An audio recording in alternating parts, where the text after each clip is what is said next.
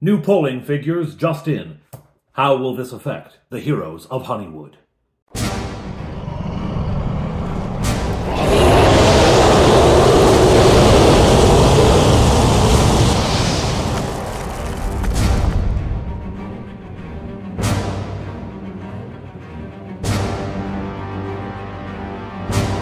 Hello everyone, it's Father Aaron here. Welcome to The Dungeon Minister! So, new polling figures are in. What? See, over on Patreon, details below, over on Patreon, I asked my patrons, where do you think we should take the campaign? What direction should I move in at this point? Or at least, what direction should I present the players? Because if you know Dungeons & Dragons at all, you know that the DM can present something and the players can just go in a different direction. So I asked my patrons, which direction do you think I should offer the players to go in, with the understanding that they might not go that way. And the patrons said they would like to hear more about the brewing civil war. So, okay, I had that in mind. Now, you will know, if you watched the last episode, that the Heroes of Honeywood have just participated in a massive battle. A battle between the Dwarven Kingdom and the Halfling Shire and the Goblins. Goblins led by the nefarious Bargle, with assistance from ogres and even werewolves. That battle ended, well, on a somber tone.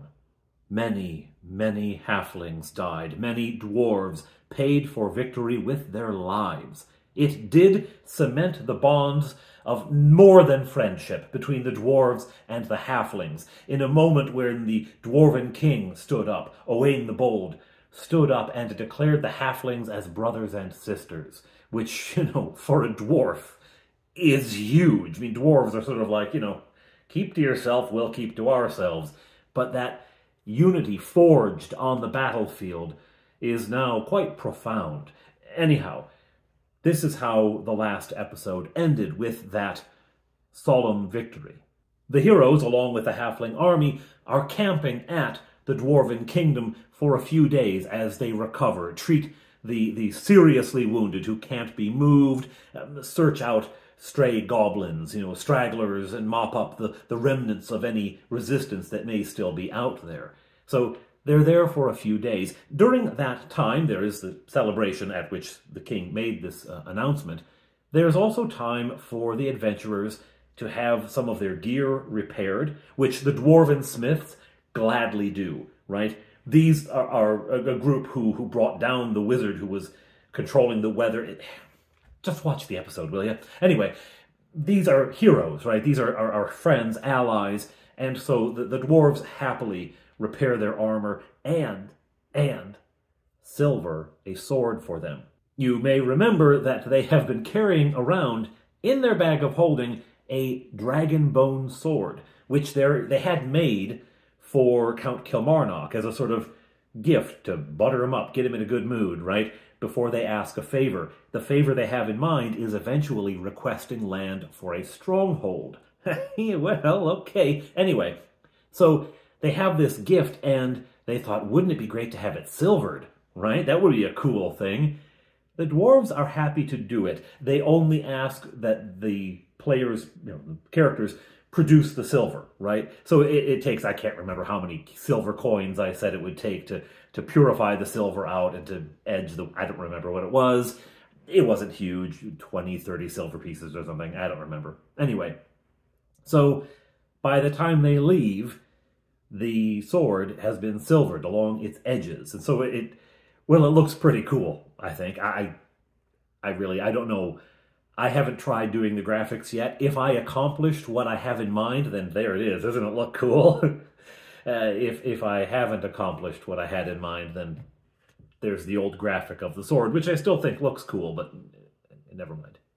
And here I attempt to lay before the players the road that was chosen by the patrons, the ongoing civil war. Now, it should be noted that this battle between the dwarves and halflings and the goblins was part of the Civil War. Bargle was the one behind the whole thing, and Bargle is also driving the brewing civil war between the Count of Kilmarnock and his allies, for instance, the swordsmen in the Vale of the Sword, between them and the king.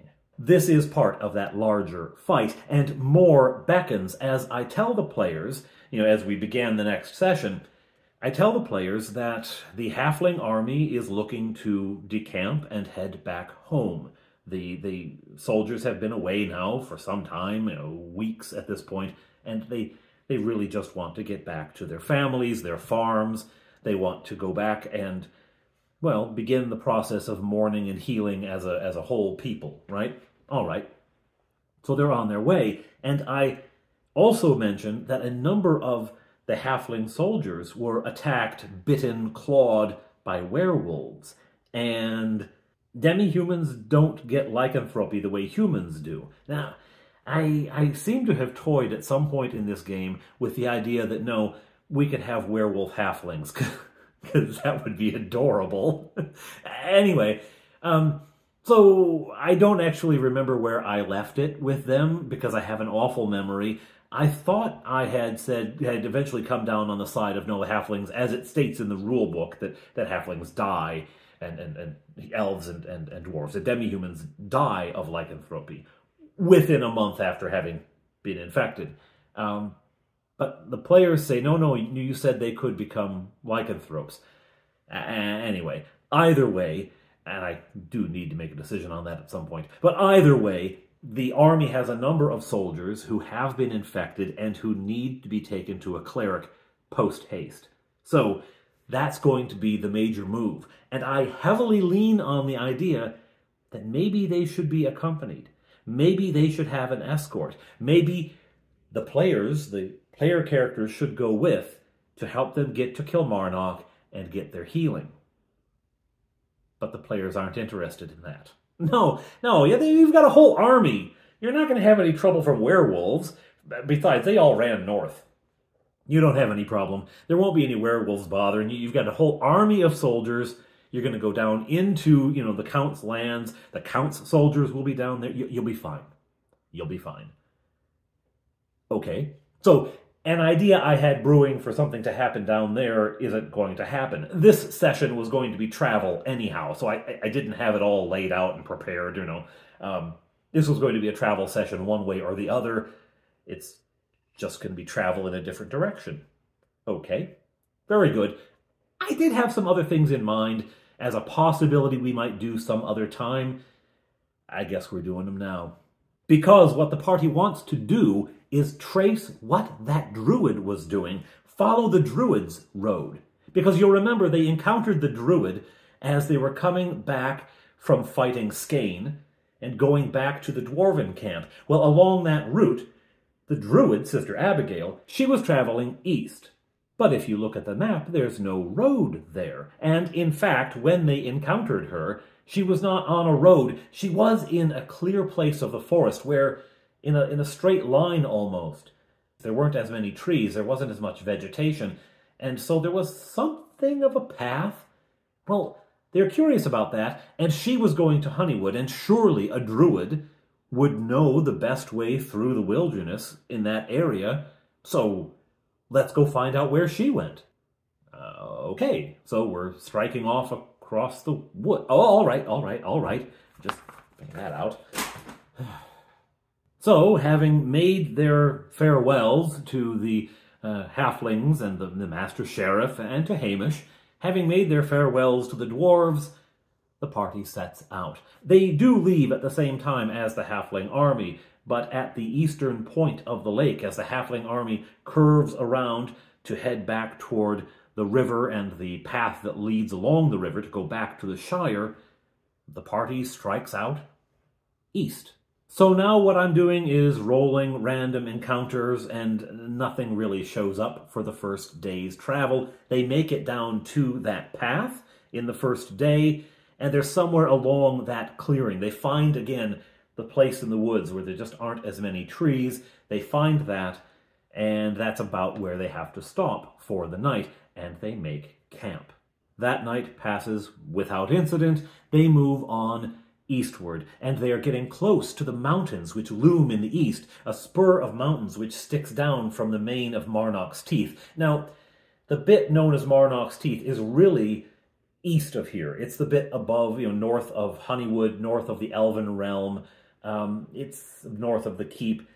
But when you get over here, it adopts different names, as mountain ranges do. And here it's named more by the dwarves or by, the local populace, which I guess is the dwarves. All right. So it has different names. Well, what is the name of this bit that sticks down into the south? What is the name of those mountains? These mountains have an ancient name, given to them by humans in days past. Creagan Marb. Or, in Dwarvish, Munith Maru, the Mountains of Death.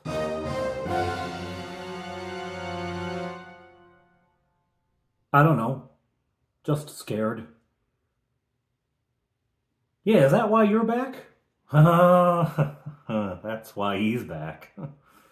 The mountains loom in the distance, through the forest. But on they trek. They have yet another day's travel before they reach those mountains. And they are completing that day's travel. They are close to the foothills when it is time to camp again. And so they bed down. This night is not so quiet. It is during Bob Johnny's watch that a rustling sound is heard. Is there a rustle in here?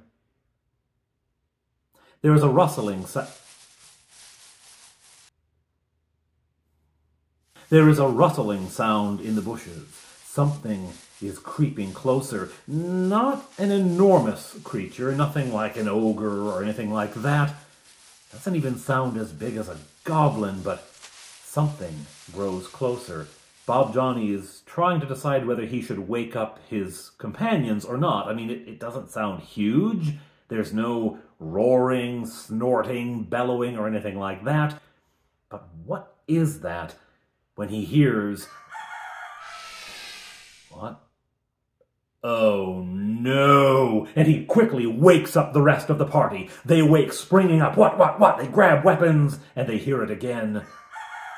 A cockatrice. Yeah, the players absolutely knew what this was. They heard the sound, and they absolutely knew this has got to be a cockatrice. And now, I think the characters might have assumed, is there a rooster out here, right? But they know they're in a D&D game, right? The players know that this is a D&D game, and they know what a cockatrice is, and so they get ready. Now, in BECMI, the cockatrice turns its victims to stone when it touches, when it attacks. So it attacks, it hits, there's a damage roll, but there's, more importantly, a save versus turn to stone. The whole gaze attack, that's saved for the basilisk, the Medusa, things like that. It's still a dangerous opponent, though, so what are they going to do? Will it be arrows from foe fire? You know how effective those can be.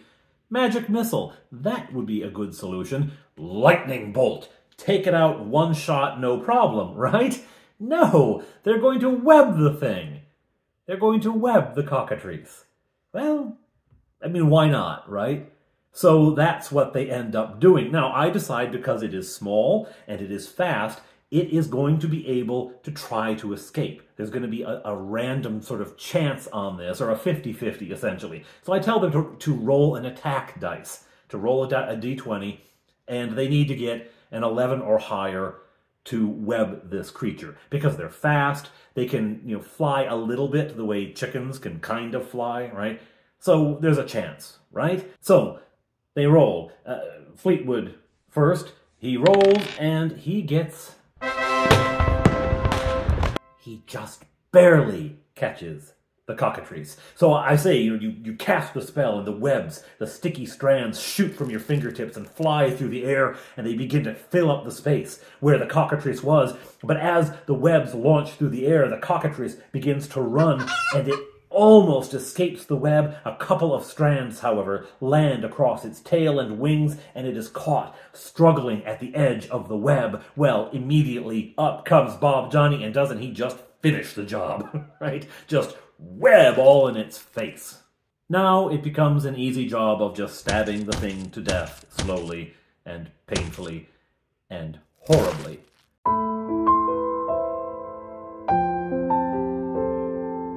Gonna have to read Genesis to them again. Supposed to take care of the garden, not murder it. Anyway, so they kill the cockatrice.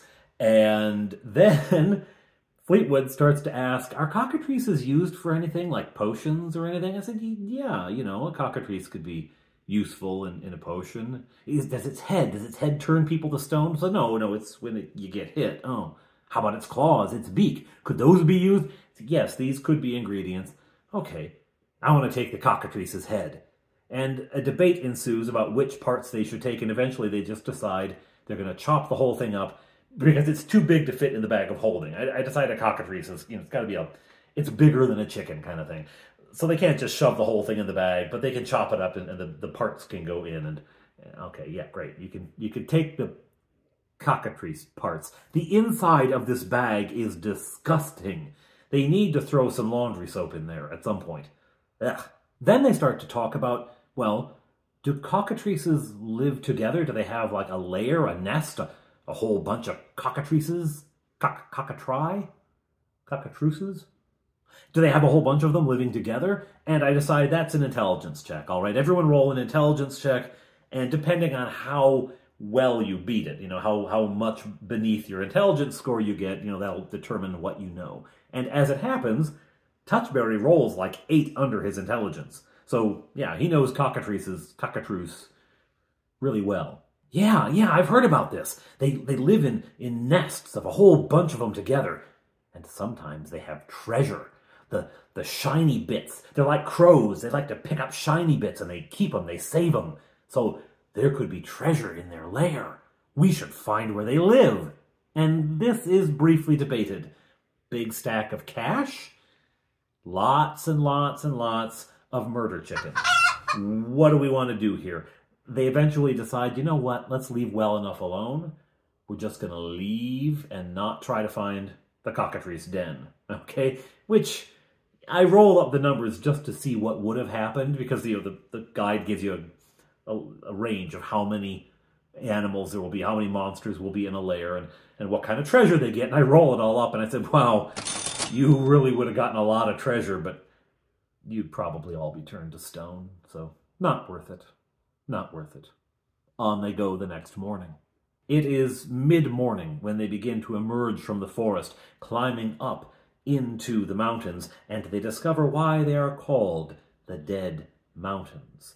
This pass, which originates around where the clear part of the forest, the sort of, well, it's an ancient road is what it is. There had been a road here eons ago, centuries maybe. Anyway, there had been a road here, and so that's why there's not as many large trees, and something keeps it clear. Is it the druid? Is it the unicorn? Difficult to say. Anyway, where this path leads, there is a mountain pass here. There's a road through the peaks, and there is very little life in this mountain pass. The rock here is volcanic. Some of it a glassy obsidian, some of it unforgiving, hard, volcanic rock. Just not a territory where life thrives. There's scrubby grass here and there, and that's about it. But the path is level and clear, the walking is easy, so in they go. They travel about half a day into the pass, and it is at their midday meal when they sit down and they're getting used to the travel, they're getting used to the desolation of the place. Then they hear voices. Familiar voices. Goblin voices. They can hear coming. It's a small group, maybe only 2 or 3, but there are goblins coming after them in the pass. They shrink in to the side of the pass, trying to find crevices to hide in, but the landscape is unforgiving, and I'm so glad I made those awful flower foam cliffs, because they're really useful here. Anyway, they try to find places to hide, but there's not a lot there. But as it happens, it doesn't really matter. On come the goblins, and as they approach the players, what are they wearing? They've got some strange thing over their heads. They've got something they've rigged up to wear around their head, which sticks out over their eyes and keeps the sun out of their... They've invented the visor, right? We're back in the 1980s. They're wearing visors. They might as well have little armbands on for exercise. Anyway, here they come, trudging along, and they are bickering and complaining and kvetching. They are complaining about Evalio. They are complaining about the big boss, Bargle. They are complaining about how poorly they were led, how they were taken there without any significant plan other than, don't worry, there's a giant coming, and then the giant never showed up. Remember, they don't know why. They kind of have an idea, but they don't know why the giant never showed up, all right? They think maybe Bargle didn't pay him enough, maybe Bargle was lying. They've got no idea. And these are the rank and file, too. This is not... So here they come, just complaining and grousing about their recent loss. And the players just step out into the path and wait. And finally, even with the visors and everything else and the bright sun, because it is midday, they stop and run. They turn and just run back the way they came. And you know what? The players just let them. Like, these three are not going to be any danger to anyone. Let them go. Let them go. Which I thought, was fair, even-handed, merciful. It's all good. That, of course, was a random encounter. I had rolled up a random encounter. I got humanoid, and I just decided that I'm not going to bother rolling for what kind of humanoid. It's going to be goblins, fleeing from their loss. Anyway, the party continues on their way. Late afternoon. Late afternoon as the sun begins to set. They hear behind them now again a sound. This time it sounds like a lot of whatever is coming. It's loud. What in the world could it be? They again seek some cover, and they peer back westward along the pass to see goblins. Lots of goblins. 200, maybe 300 goblins storming through the pass at full speed, weapons drawn, hollering a battle cry. Oh no, we should have killed those 3.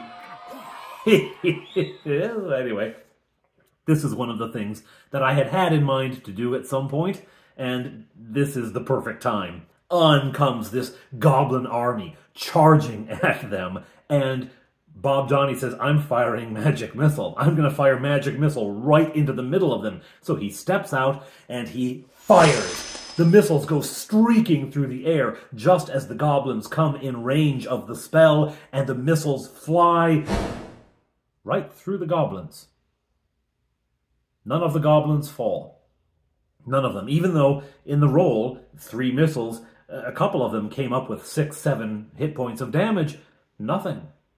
Just then, there is another roar, and the party whirls around and looks eastward to see an approaching army of humans. Humans with swords and spears and shields, all clad in chainmail, plate mail, waving banners. They don't recognize the banners. They don't know whose flag that is, whose colors those are, but here they come, roaring lustily, charging at the goblin army. The goblins see the approaching humans, and their cries turn hideous and ugly, and they begin to charge themselves, screaming for blood. The party is trapped now between 2 armies. They push themselves against the wall, hoping to avoid any damage as the 2 armies crash together. The battle is fierce. Goblin heads are severed and flying. Humans are falling, stabbed and wounded. They all are perishing around them. Carnage everywhere. Right in front of them, a warrior falls, a human warrior. Stabbed through the throat, he falls, crumples to the ground, and vanishes into smoke. All around them, they see the same thing happen. Goblins fall, and as they fall, they dissipate into clouds of dark smoke. Everywhere this happens, the warriors fall on either side and vanish, and eventually, there's no one left. Sounds of battle die away, and all is peaceful again. In the growing dark, they are alone. Oh, what is that? It was a ghostly battle, something from centuries before, the ghosts of those who'd fallen. As they stand there, slack-jawed and wide-eyed. In the place where the warrior fell right in front of them, they hear a rumbling. They hear as if someone is scratching and clawing to get out.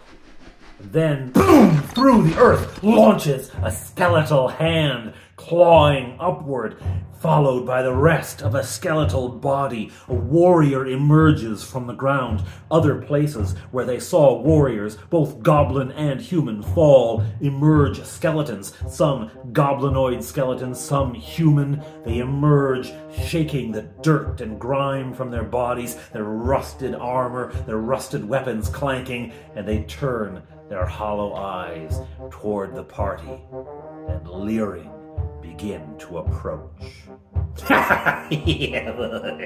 There are over 30 skeletons now approaching, silently, deathly, walking in that sort of jerky Harryhausen way, their swords in hands, some with shields, some utterly unarmed, just coming with their bony claws to attack the living, hating, despising living flesh, coming to bring them down to where they dwell. Yeah. Okay. Enough of the B-movie stuff. On the skeletons come. There are, as I say, over 30 of them. And so, yikes, right? Well, fortunately, the party does not lose its head, and they know that they're going to have to take out as many of them early as they can to reduce the number of hits. Now, the warriors are coming from all over the battlefield, and skeletons move slowly, so they're not all going to have an attack the first round. They're actually going to face them in waves. I've set this up a little bit like a kung fu movie, right, where you fight a limited number at a time, just because of how far away the skeletons have emerged. Incidentally, I don't have anywhere near 30 skeleton minis. We don't even use minis. We just throw dice down. So there's dice all over the terrain right now, representing skeletons, right? On they come, and Bob, Johnny, and Fleetwood both take aim with lightning bolt. There's no roll for initiative, because other than the one that erupted right in front of them, none of the skeletons are close enough to attack in the first round, and skeletons move slowly enough. I'm just going to give, generally speaking, with all of the lesser undead, I give the initiative to the party. You know, because until you're talking about vampires and wraiths and things like that, they don't move that fast. Anyway, here they come, and so Bob, Johnny, and Fleetwood fire lightning bolt. This becomes an exercise in, well, either in geometry or in pool, because we have to decide where this, lightning bolt is going to travel, where they want to aim it, and where it will ricochet. Because remember, they're in a confined stone mountain pass, so it's going to ricochet like mad.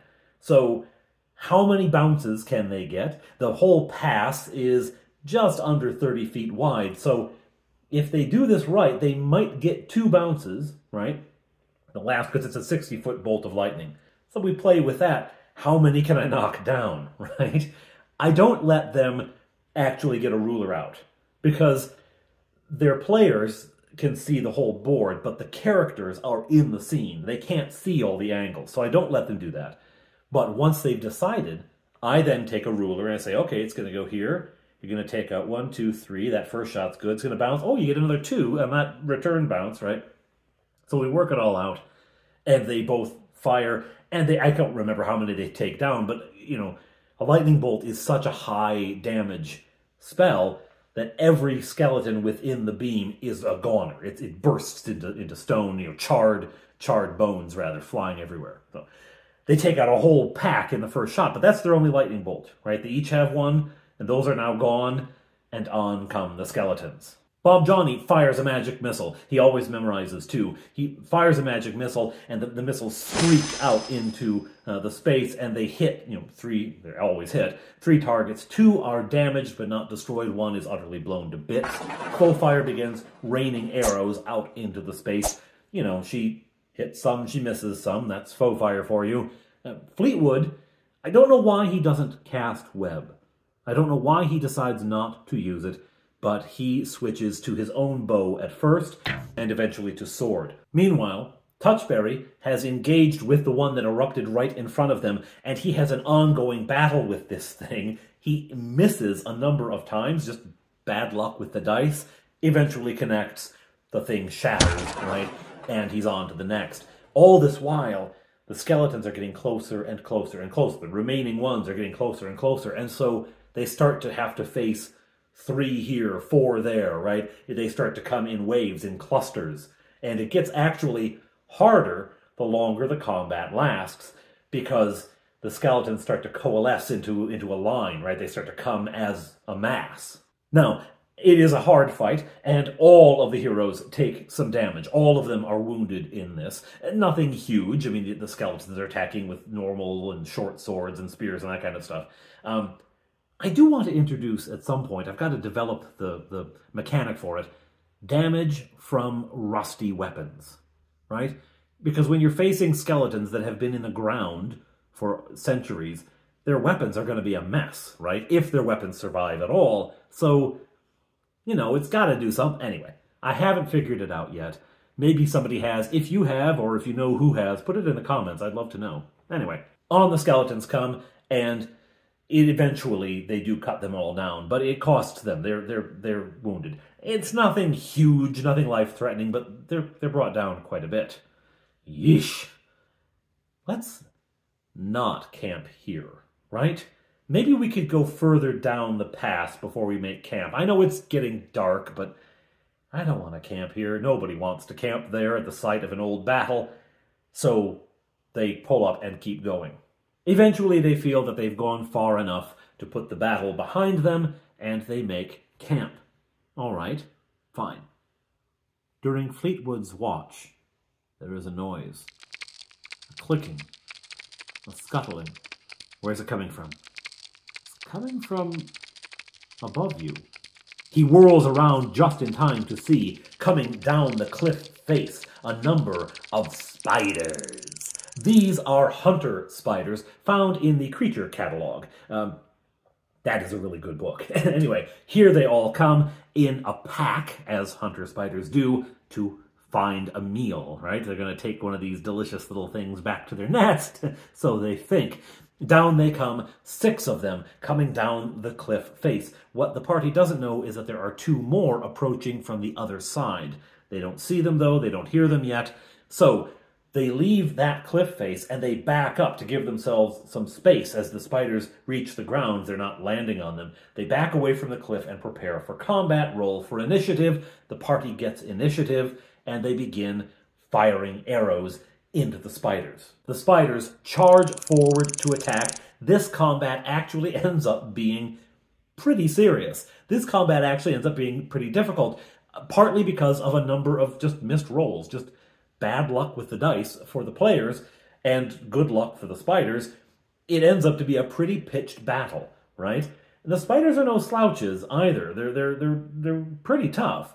Now, the players are still winning. They're getting them down, doobie-doo, down, when, from behind, suddenly, both Touchberry and Fleetwood are attacked. A heavy thud on their back, and they are bitten from behind. The spiders are on them. Now, this is one of those places where I play around with the spider. I think, if my memory serves me correctly, in the guide, in the creature catalog, the hunter spider just does damage. But I decide that they will have a paralysis effect. It won't be a long-lasting paralysis, but there will be a paralysis effect. That actually might be in the book. I can no longer remember what I made up and what was in there, because remember, I'm doing this kind of on the fly as we go, right? Anyway, the paralysis lasts, I decide, 1d6 rounds. So it's a very short-term thing. The idea being the spiders, they're not that big. When they bite, they inject the poison, the victim goes paralyzed, and then the other spiders pile on, and that's it, right? Story over. But in a situation with multiple opponents, they're able to fight back, and they're able to help each other out, which is what happens. But again, this one turns out to be a pretty serious combat, and the players are reduced in hit points. They're also out of spells, and they are all now terrified of what else might come out in these mountains, especially because at the end of the battle, they had not killed all of the spiders. One of them escaped. It fled up the side of the pass where they couldn't approach it and has been following them. they again decide to move. They're not going to stay in that camp. They're going to move a little further before they go back to sleep. And the spider follows them. All the rest of that night, it stays on that wall, back and forth, until it's Touchberry's watch. And he says, well, I'm going to take my my bow and arrow and try to shoot it. And so he shoots at it, and he rolls like a 19. Finally, he gets lucky with the dice. Boom! And the spider falls out of sight. All right. It's not actually dead, but it's not going to bother them anymore. That's where the session ended. There had been a lot of role play at the beginning. There was a good deal of role play throughout. So in terms of action, not much happened. But here they are now in the Death Mountains. And the players are all terrified about what's going to happen next. And wondering how on earth the druid got through this without any problem. Like, they're not seeing dead bees everywhere. How on earth did the druid get through? Well, she's a pretty powerful druid. At any rate, here they are, huddled together in their camp with no fire because there's nothing to burn here. There's not enough wood here to rub two sticks together. So here they are, huddled in the cold, terrified. Just how I want them.